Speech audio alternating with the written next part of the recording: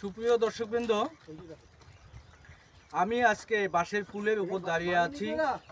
এই বাঁশের পুলটি 10 থেকে 15 জন শ্রমিক 15 দিন থেকে অক্লান্ত পরিশ্রম করে যাচ্ছেন।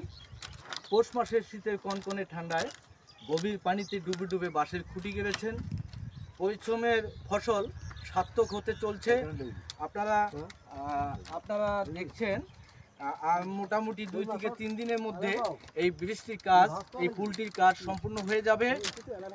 দীর্ঘদিন ধরে গত 17 সালে বন্যার করাল কবলে পড়ে এই বৃষ্টি, এই পুলটি বিধ্বস্ত হয়ে যায়।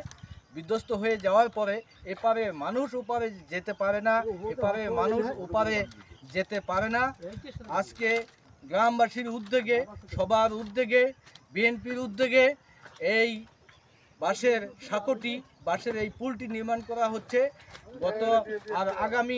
আগামী 3 থেকে 4 দিনের মধ্যে এই পুলটির উপর দিয়ে মানুষ বাইসাইকেল নিয়ে এবং পায়ে হেঁটে এপার থেকে ওপারে যেতে পারবেন আশা করছি। সুপ্রিয় দর্শকবৃন্দ, সবাই ভালো থাকবেন, সুন্দর থাকবেন, সুস্থ থাকবেন, সবার দীর্ঘায়ু কামনা করছি। আল্লাহ হাফেজ।